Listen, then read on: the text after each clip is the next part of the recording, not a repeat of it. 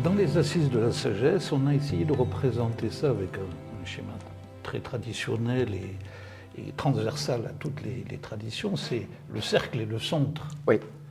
On dit il y a une circonférence, c'est la Terre, avec l'interdépendance sur cette circonférence, mais tu parlais de l'information. Toutes les traditions nous rappellent que la circonférence ne peut être tracée que d'abord si on pose un centre. Et que ce centre a une information capitale et qu'il nourrit la circonférence. Et que finalement, ce dont on parle, c'est de dire oui, il y a une interdépendance, on commence à redécouvrir, excusez-moi encore, mais un peu l'eau chaude, c'est-à-dire l'interdépendance de la nature. Une découverte, c'est que tous les anciens, enfin, on est dans une amnésie de choses qui étaient si élémentaires que moi j'ai connues, ne serait-ce que de mon grand-père, en 2, 3 générations, c'est perdu ce lien avec la Terre, et tout ça pour dire que, oui, il y a un centre. Oui. Tu parles de centre et c'est très important, Yacine, parce qu'effectivement, je crois que dans la tradition, tu sais, en tout cas du point de vue anthropologique, dans le christianisme, en lien avec aussi l'écrit des figures référentes, que sont les saints et les saints, donc on garde vraiment notre triptyque dans le texte sacré. En fait, les anciens disent que la conséquence anthropologique, en tout cas qui se passe dans la rupture relationnelle avec la source, l'amnésie, c'est comme si en fait, dans la création de l'homme, il y avait cet équilibre entre les différentes fonctions vitales, cordiales et de connaissance en fait, au niveau de l'être humain. Et là, on pourrait dire que l'une des conséquences de la rupture avec la source, c'est cette dissociation, on pourrait dire presque cet état de schise, on dirait aujourd'hui un peu de schizoïde, entre le cœur d'un côté et la tête de l'autre, et la pulsion encore. Donc tout est fragmenté, disloqué à l'intérieur. Le mental qui du coup par moments devient extrêmement prégnant, au contraire on est mu par la pulsion, un cœur qui devient extrêmement émotionnel, je dirais, dont on a perdu la profondeur. Et c'est pour ça que dans la réparation, je crois que toutes les grandes traditions en parlent, mais en tout cas dans le christianisme, c'est un des grands exercices qui nous est proposé. Tu vois, c'est vraiment dans la tradition mystique, de ce qu'on appelle la tradition contemplative de l'égikasme en particulier, égikasme, égikia, la paix, qui traduit le mot shalom, on en parlera peut-être tout à l'heure. En fait, tout le travail, c'est de faire descendre la conscience, en fait, je dirais, de cette capacité cérébrale, mentale, toute puissante, la relier au cœur. En fait, tu parles du centre, tout ça, mon propos, c'est de rappeler que justement, tout est devenu, en fait, perdu parce qu'on a perdu le centre. Et c'est pour ça qu'aujourd'hui, à mon avis, l'un des grands, ce que rappelle la tradition, l'un des grands enjeux pour nous aujourd'hui, c'est de retrouver le lien au cœur, le cœur profond. C'est là qu'est aussi le lieu de la rencontre avec le vivant, la source d'eau vive, mais c'est vraiment dans nos pratiques, justement, et là on est très concrètement dans le pratique, redonner cette attention dans le cœur, s'asseoir dans le cœur, dans la certitude qu'effectivement la présence est là, et donc du coup, tu le rappelais tout à l'heure, ça oblige aussi à tout un travail autour du cœur, qui est l'organe empereur du système, on pourrait dire aujourd'hui, et là on retrouve à la fois à travers certaines découvertes scientifiques, aujourd'hui médicales, du cœur comme vraiment le lieu central. Les médecines aussi en parlaient, médecine chinoise, ou énergétique, enfin on en parlait, mais les grands mystiques ont toujours vraiment relié ce cœur. C'est vraiment le lieu du cœur, et donc le lien à ce que la tradition appelle la prière dans le cœur, la prière du cœur, la garde du cœur, la purification du cœur, ce cœur qui est habité par tout un ensemble de mouvements, de passions.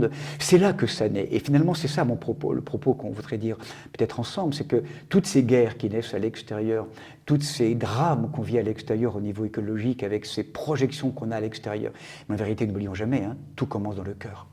Tout commence là. Donc en fait, la grande responsabilité qu'est la nôtre, bien sûr qu'il y a des engagements très importants à signifier à l'extérieur, mais il y a un très gros travail pour chacun d'entre nous de purification de notre cœur, de rejoindre vraiment ce lieu. Et c'est là où les anciens, pères et mères, nous rappellent que, d'ailleurs, au-delà des pères et mères, il y a un homme étonnant qui nous a quand même accompagnés pendant longtemps, c'est Pierre Rabhi, et qui nous avait donc éveillés, dans le sens aussi que l'écologie, pour qu'elle soit vraiment efficace, ça demandait vraiment une transformation profonde de nos comportements. Donc là, il y a un vrai travail intérieur. Et là, c'est une ascèse.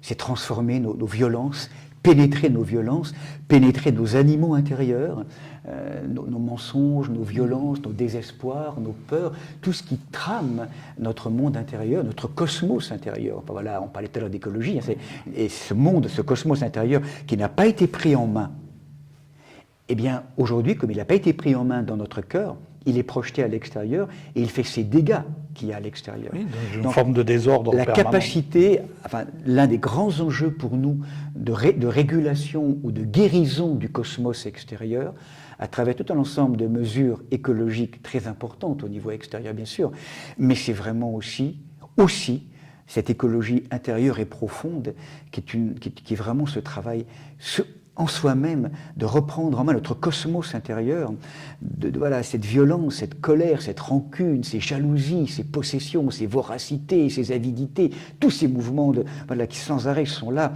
ces mauvaises paroles, ces jugements, enfin, ces pensées qui sont là sans arrêt. L'un des grands enjeux, c'est vraiment, dans l'amour, de venir pénétrer, transformer, ouvrir, transfigurer toutes ces énergies animales en énergie d'amour. Et c'est pas quelque chose d'espèce de lutte, enfin, je dirais, il y a un vrai travail là. Là est vraiment le combat intérieur, enfin, tu vois, avec ses propres forces vitales, profondes qui nous habitent. Et là, le lieu du cœur est fondamental aujourd'hui. Ce qui se passe à Jérusalem aujourd'hui, en terre, Yacine, terre palestinienne, les frères arabes, frères et sœurs arabes, Ismaël. Frères et sœurs hébreux, Israël. Israël, Ismaël.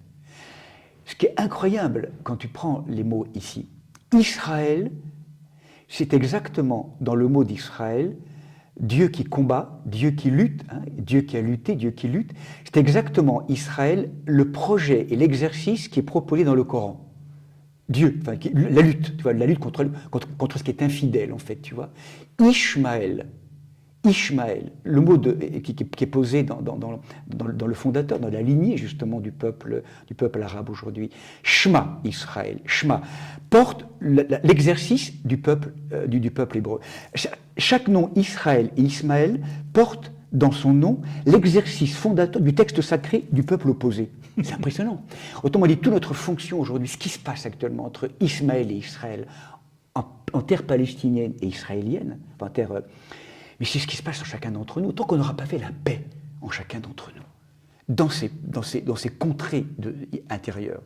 Mais la guerre extérieure continuera. Donc, je crois qu'il y a vraiment ces guerres fratricides également qu'on a aussi entre l'Ukraine et la Russie actuellement. Il y a vraiment un enjeu fondamental aujourd'hui. Malheureusement, les discours ambiants extérieurs de l'information nous projettent dans les éducs extérieurs.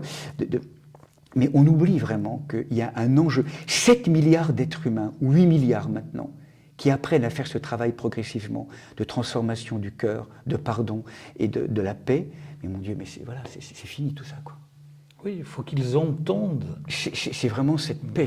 Alors, un petit nombre peut-être entend aujourd'hui, un tout petit nombre, ridicule peut-être aujourd'hui, très minuscule, mais là, c'est vraiment de commencer avec ce petit nombre, chacun d'entre nous, toutes traditions confondues.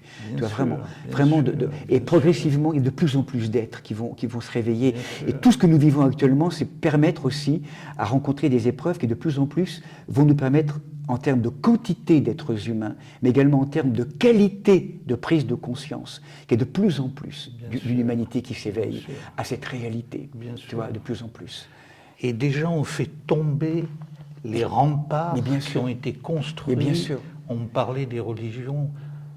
Nous sommes en train de les faire tomber. Ce cercle et ce centre nous montrent qu'il y a différents chemins qui viennent vers ce centre.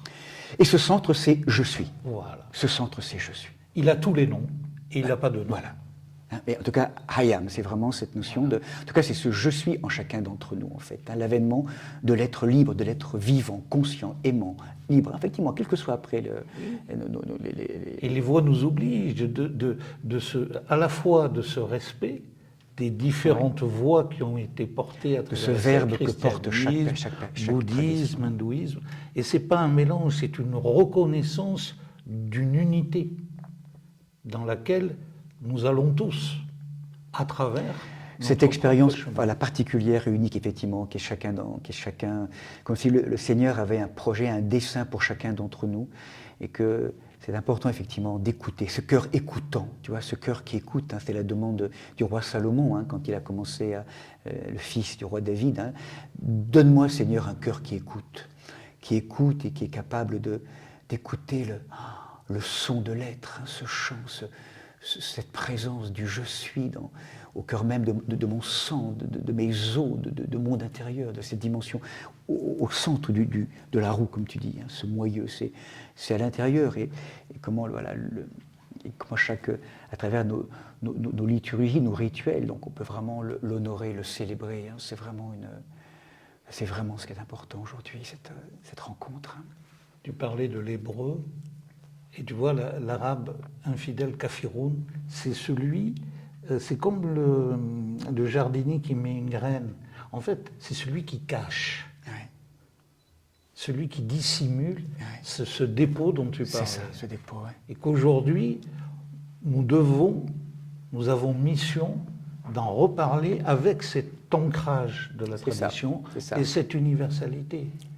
Parce qu'effectivement, il y a des forces qui ne veulent pas, des forces qui veulent cacher, des forces qui font obstacle. Donc, thématisé par ce mot de shaitan, enfin, dans différentes traditions, le Satan. Mais effectivement, il y a une dimension vraiment diabolique et le Satan, mais la fonction du Satan, elle est là aussi pour nous ramener à la véritable expérience, en fait. Donc, il fait obstacle. Il est l'adversaire, hein, qui nous ramène, mais à condition que nous ayons une véritable autorité à ces forces de lumière. Parce que si on donne tout pouvoir, comme ça peut être le cas, où on est objet de ces forces qui nous manipulent, qui nous diabolisent, de ces forces qui veulent cacher, en fait, hein, dans la nuit de notre âme, et là, il y a plein de choses qu'on fait dans l'ombre, enfin voilà. Ça, on peut vraiment encore cautionner ça, mais ça veut dire que là, on continue à donner tout pouvoir à ces forces de mort, et là on ne sert pas on n'est pas au service, hein, de ces forces de lumière. Je voulais te poser une question, parler des figures inspirantes, donc une question un peu plus personnelle. Pour toi, quelle serait ta figure inspirante, à part le Christ, bien évidemment, mais est-ce que tu as une particulière? Il y en a tellement, Yacine, tu sais, tu saurais pas tous les saints et saints, donc c'est vrai que moi, il y a...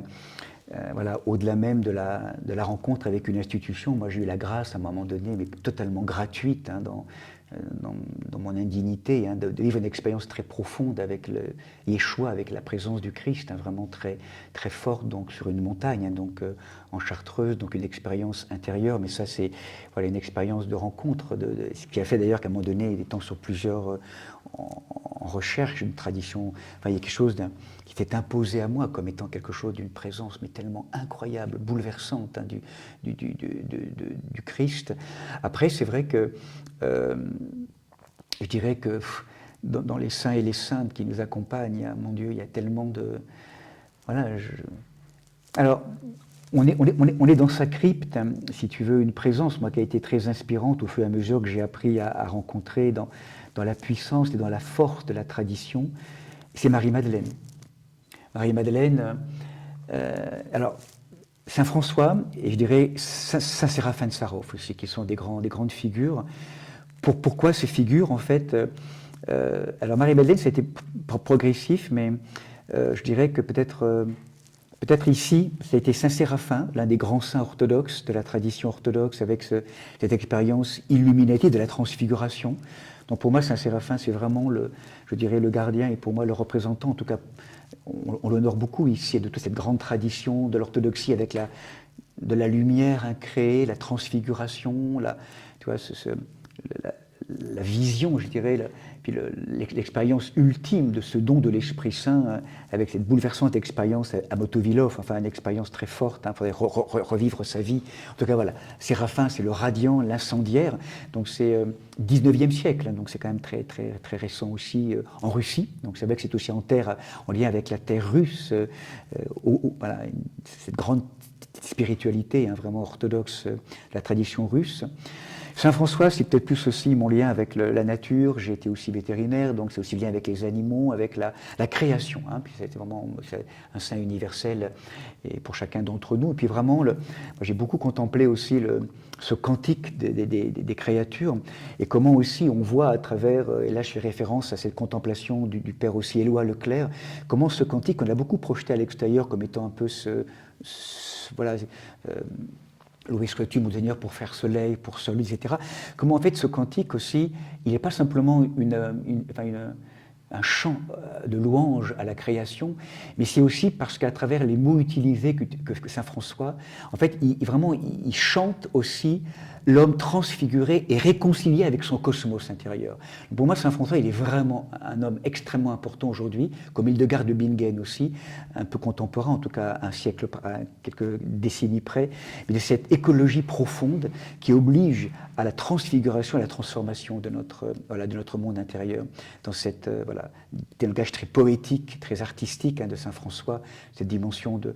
Et puis voilà, Marie-Madeleine, et avec elle, Marthe et Lazare, dont on a fait nos saints protecteurs dans ce lieu ici, qui est vraiment pour moi, je dirais, toute la pérégrination, si vraiment il y a une sainte dont on pourrait signifier dans le texte sacré, dans les évangiles, comment je pourrais dire, un chemin, comme un fil conducteur, comme un cheveu, tu vois, qui nous conduit vraiment de la vieille humanité à la nouvelle humanité, vraiment à travers cette femme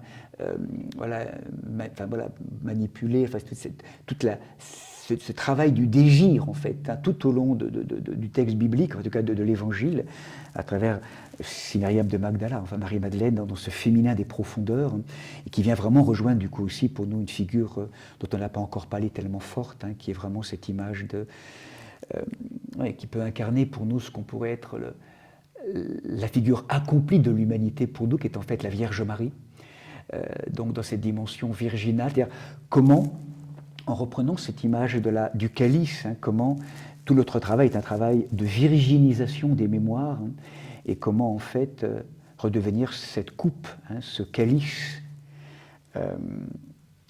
les laissant librement l'Esprit Saint agir. Me voici Père, me voici Seigneur, qu'il en soit fait selon ta parole, quoi.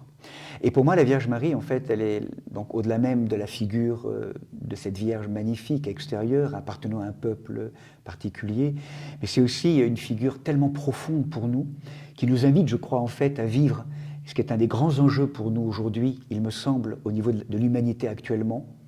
Vous allez littéralement retrouver cette posture d'être fille du Père, d'être cette humanité agenouillée. Rappelle-toi, enfin on le sait, l'agenouillement, c'est vraiment cette posture intérieure profonde, cette véritable posture humble, mais vraiment que toutes nos cellules, que notre matière s'agenouille.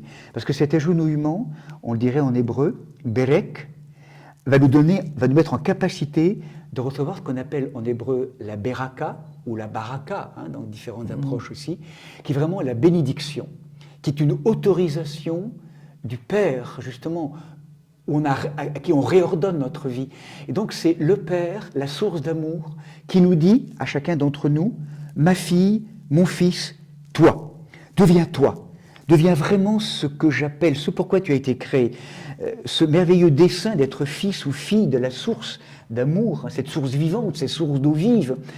Remets-toi, consens à te remettre sous cette capacité de te recevoir de ce don d'amour, en fait. Donc, c'est comme si à travers nos filiations terrestres, souvent plus ou moins heureuses ou malheureuses, on a à retrouver cette filiation, on en parlait tout à l'heure, cette filiation avec la source, d'être enfant. Tous les êtres humains sont des enfants aimés de la source, en fait, cette source, mais de retrouver cette filiation. Et effectivement, ceux qui vont nous aider à retrouver cette filiation avec la source, ce sont ces principes ou ces présences édifiantes qui nous montrent le chemin, ces visages des saints et des saintes. Donc, premier aspect, filiation, qui est beaucoup blessé aujourd'hui. Le lien au Père est compliqué, enfin, il n'y a plus de Père, en tout cas, le lien au Père est difficile. Donc, souvent, je crois que c'est une des conséquences de ce qu'on vit actuellement. Deuxième aspect, après la filiation, c'est l'épousaille. Et Marie est épousée par l'Esprit, par le souffle, comme si chacune de nos âmes avait aussi, au-delà même de nos rencontres qu'on soit en célibat ou en couple, mais vraiment de vivre aussi cette alliance, ce chemin d'épousailles de nos âmes avec le principe divin. Nous sommes invités à être épousés. Et là, beaucoup de textes, dans différentes traditions. Rumi en parle de manière bouleversante, la tradition soufie, la tradition de ces amants de Dieu, mais la tradition du Cantique des Cantiques, de la tradition biblique, et bien sûr chrétienne, parle beaucoup de ce chemin d'épousailles aussi avec l'Esprit Saint. Donc, fille ou fils, époux, épouse. Et troisième notion importante, c'est que nous sommes invités à devenir aussi des mères. Nous sommes enceintes. Moi, j'aime beaucoup rappeler ça, c'est un peu provocateur, mais nous sommes enceintes d'une semence d'éternité, et pour nous, à charge de mettre au monde ce « je suis », cet être libre, autant de mots différents qu'on a déjà rappelés tout au long de ces minutes, et nous sommes aussi des mères en devenir, mères du « je suis », et le Christ le dira lui-même, « vous êtes ma mère ». Une question incroyable, à un moment donné, c'est ta mère et tes frères et sœurs sont là. Et Jésus est là donc, dans une salle avec des disciples, des hommes et des femmes auxquels il est en train de parler. Sa mère et ses demi-frères et sœurs, ses cousins, arrivent de l'extérieur. Et là, quelqu'un dit « ta mère et tes frères et sœurs sont là ». Et là, Jésus regarde chacun d'entre nous. Mais qui est ma mère? Qui sont mes frères et mes sœurs? Celui qui écoute ma parole et qui la met au monde, enfin qui la révèle, tu vois. Comme si il relativise là, simplement la dimension de sa filiation avec sa propre mère, qui est la Vierge Marie, pour nous rappeler que vous êtes mes mères, chacun d'entre vous, parce que en chacun d'entre vous est déposé « je suis », est déposé un enfant, est déposé une filiation, est déposé un Dieu en devenir, en tout cas une présence, à charge à vous de la mettre au monde, de devenir « je suis », finalement de devenir saint et sainte, littéralement d'être habité de cette présence-là, à la mesure où vous allez vous évider et laisser la place, que l'homme psychique laisse la place, ou en tout cas qu'il s'ouvre pour vraiment laisser la place à la révélation de cette dimension qui vous habite. Donc vous êtes invité aussi à mettre au monde « je suis ». Et aujourd'hui, je crois qu'il y a vraiment ces lieux de matin. Nous sommes en travail d'accouchement. Enfin voilà, c'est aussi tout ça que ça veut dire. C'est tout ce qu'on vit actuellement, c'est aussi pour révéler, avec des mots peut-être un peu différents, un peu pour certains, mais cette révélation de cette humanité nouvelle, de ce je suis. Oui, et peut-être aussi dire, parce que tu parlais des mots à travers les siècles qui ont été maltraités ou mal compris. Mal compris, oui. Que, évidemment, quand on parle de saints, on parle de ces grandes figures inspirantes qui nous paraissent inaccessibles. Mais ce dont tu parles, c'est devenir homme. Et que véritablement. Mais c'est notre vocation. Et que chacun peut le devenir. C'est avec que personne n'en est éloigné. Absolument. Le mot saint et sainte, effectivement, a pu être compliqué ou a pu être associé à de telles ascèses absolument terrifiantes et même qui pourraient menacer notre désir d'être humain. En vérité, être saint et sainte, n'oublions jamais que c'est vraiment de devenir ce pour quoi on a été créé.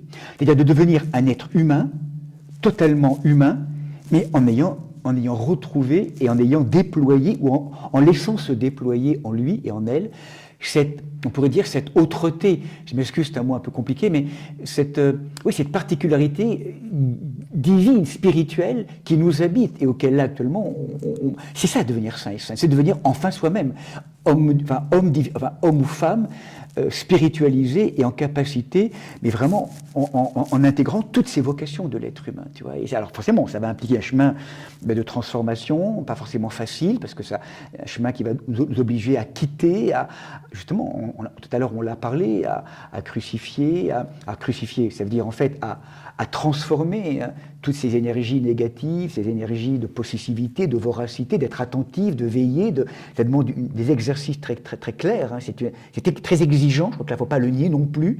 C'est une exigence qui est là, d'une véritable transformation personnelle, intérieure, mais c'est ce pourquoi on est créé. Et les anciens même nous rappellent que l'état de sainteté c'est vraiment l'état de santé originelle retrouvée. La nature originelle. La nature originelle. Et de dire peut-être aussi que toutes ces personnes qui sont en souffrance le sont par le manque, et que ce chemin dont tu parles comble tous les manques. C'est ça. La souffrance, diront certains, c'est vraiment un scandale. La souffrance, qu'est-ce que c'est? Voilà, tellement d'êtres humains aujourd'hui, les premiers, c'est tellement injuste, c'est tellement... Quand on la rencontre, cette souffrance, c'est tellement dans tout ce qu'on a vécu, et je crois que là, chacun sait ce qu'il a pu vivre vraiment de souffrant. Moi, je trouve, en tout cas, moi, ce qui me touche beaucoup dans différentes traditions, on peut en parler, moi, ce qui me touche beaucoup dans le christianisme, et du coup, ça vient éclairer aussi ce signe compliqué parfois, ou douloureux, qui n'a pas été toujours très bien compris de la croix. Finalement, sur la croix, qu'est-ce qui se passe en fait ? C'est comme si Dieu, qui s'est fait homme, ce Dieu dont on peut reprocher parfois, mais toi, qu'est-ce que tu fais pour que ça change, etc. C'est comme si en fait, en tout cas dans la perspective, je dis bien là du point de vue du christianisme, donc il n'y a pas à imposer quoi que ce soit, mais du point de vue de la perspective du christianisme, dans la lecture telle que les anciens la font, en fait c'est comme si cette plénitude de divinité, à travers la présence de Yeshua, du Verbe incarné, de Jésus-Christ, avait fait sienne les questions qui sont les nôtres. La question de l'injustice, de la trahison, de la souffrance, de la violence, parce que tout ça, il va le vivre. Et c'est comme si, en fait, tout ça sur la croix, il venait le vivre, le porter au nom de tous et pour chacun d'entre nous, et pour nous montrer un autre chemin, en fait. Et le chemin, c'est que c'est pas la souffrance, c'est que c'est pas la violence, c'est que c'est pas la trahison, c'est que c'est pas la peur, c'est que c'est pas toutes ces angoisses, en fait, qu'il a vécues et que, finalement, chaque être humain va venir à traverser. C'est pas ça qu'aura le dernier mot. Ce qu'aura le dernier mot, qui, de manière ultime, on s'en remet à la source d'amour. Père, pardonne-leur, ils ne savent pas ce qu'ils font. C'est que ce qui aura le dernier mot, c'est la force invincible de l'humble amour.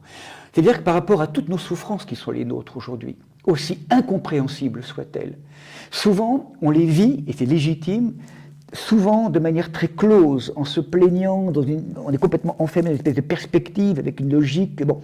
Et si on imaginait que c'était par là une porte par laquelle une présence venait nous rejoindre et nous dire mais peut-être qu'il y a une autre manière de rencontrer l'histoire, peut-être qu'il y a une manière différente, et de faire de ce qui t'arrive une possibilité d'accès à une vie nouvelle, que quelque chose à travers la souffrance est une perte, un deuil, aussi douloureux soit-il, mais que ça peut aussi être le lieu possible dans un changement de regard et un changement de posture, où tu vas inviter une autre présence dans ce lieu douloureux, plutôt que de laisser complètement fermé en toi-même et où là quelque chose va se clôturer.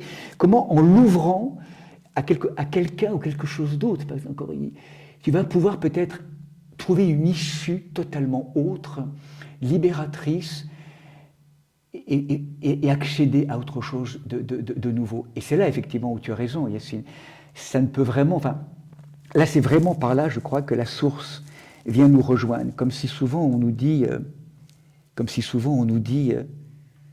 c'est étonnant, ça. Tu vois, il y a une parole, moi, que je trouve bouleversante dans le texte de la Genèse, après cette fracture et ce choix, en tout cas conscient, d'oublier Dieu. C'est conscient ou inconscient dans des logiques de... Voilà, bref, on s'extrait du jardin du bonheur dans lequel nous étions. Et là, la première question de l'être amour, c'est où es-tu, Adam ?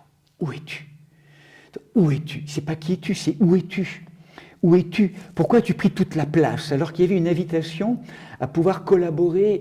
Pourquoi tu as tout rapté ? Tu as pris, en fait. Tu étais invité à la communion avec moi et tu as voulu tout consommer, en fait. C'est l'esprit de consommation qui vient nous extraire du jardin du bonheur. Et là, ce qui est intéressant, en hébreu, ça, c'est vraiment, je l'ai beaucoup à Annick qui nous rappelle que l'expression hébreu ayeka qui est là, c'est pas simplement où es-tu, Adam, c'est-à-dire où est ta place.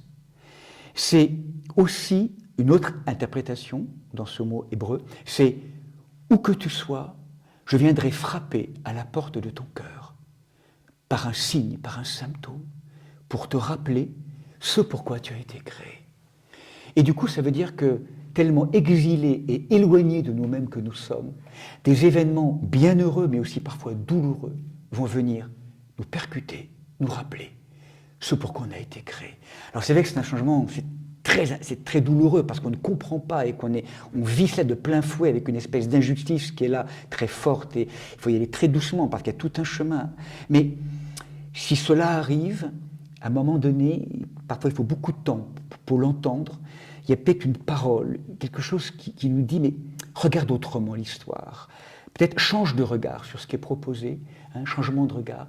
était une opportunité à rejoindre un lieu plus libre, plus vivant, plus aimant, quelque chose d'une évolution, tu vois, possible. Tous les mythes qui ne sont pas des illusions, qui parlent du rêve, nous rappellent. Et en Occident, le Graal, l'homme dont tu parles, c'est le roi pécheur, qui a tout pris, et son royaume s'effondre, lui-même est malade, et un chevalier Parsifal arrive, brise tous les protocoles parce qu'il va directement voir le roi, et la seule question qu'il lui pose, où est le Graal? Ça veut dire, qu'as-tu fait du vase? Qu'as-tu fait du vase? Qu'as-tu fait de cette... Tu as raison, qu'as-tu fait de ce pacte d'alliance? Qu'as-tu fait de ce feu? Tu vois, j'aime beaucoup aussi, tu as raison, j'aime beaucoup tu vois, j'aime beaucoup cette petite parole aussi, cette très profonde parole de la bien-aimée du Cantique des Cantiques, hein, justement en lien avec ce chevalier, enfin, ce roi pécheur en fait. Hein, je suis noir, hein, mais je suis belle, nous dit la bien-aimée. Et en fait, un ou deux versets après, en fait, le constat ou la cause de ça, elle explique: ma vigne à moi, je ne l'ai pas gardée. Ce pacte d'alliance, ce Saint Graal, hein, donc à travers, je ne l'ai pas gardé. Je ne l'ai pas gardé. J'ai été projeté à l'extérieur de moi-même et je n'ai pas gardé cela. Et tu vois, c'est pour ça qu'aujourd'hui, l'une des grandes réponses aujourd'hui, c'est la garde. Parce que les événements, je finirai par là, tu vois, qu'est-ce que tu fais, Dieu, pour que ça change, où es-tu, etc., etc. Et là, ce qu'on n'entend pas, en fait, souvent, on n'entend pas, c'est la parole qui nous vient du ciel. Mais qu'est-ce que tu fais, homme, pour que ça change? Tout a été donné. Maintenant, c'est à toi vraiment, aujourd'hui, de prendre en main ce chemin en t'appuyant sur des vrais espaces de transformation que nous offrent les traditions spirituelles, ces grandes figures. Donc pour nous, à travers le visage du Christ, le Verbe de Dieu qui est venu pour tous les hommes, pour sauver tous les êtres, qui est venu aussi sauver, qui nous transporte, je dirais, même au-delà des traditions, mais comment en fait aujourd'hui chacun d'entre nous on va être invité à me voici Seigneur, fatigué, fragile, ne sachant pas quoi faire, mais voilà, me voici. Et là, viens agir, apprends-moi à danser, apprends-moi à être dansé par le vivant, pour qu'ensemble, nous apprenions à révéler, à mettre au monde un monde qui n'attend qu'à naître. Merci, Monseigneur Martin, de nous avoir reçus dans la crypte. Dans la crypte du cœur. Dans la crypte du cœur.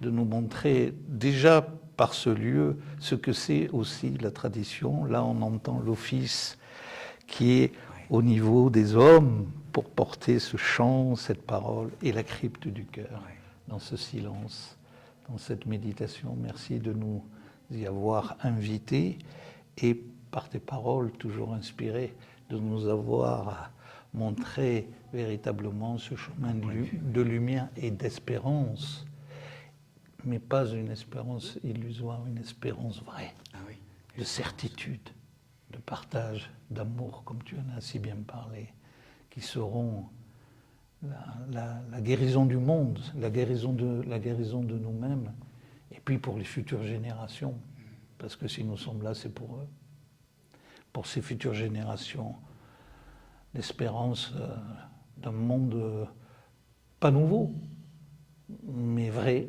réel, tel qu'il a été aussi, parce qu'on parle des temps anciens comme des temps obscurs. Peut-être que là aussi, mais c'est un autre sujet, de parler de cette nature primordiale de l'homme que tu nous as aidés par tes mots à retrouver. Merci, mille merci, de ce beau témoignage. Merci aussi à chacun et chacune d'entre vous et pour avoir permis vraiment ce moment béni, hein, effectivement en lien avec notre sainte Marie-Madeleine ici.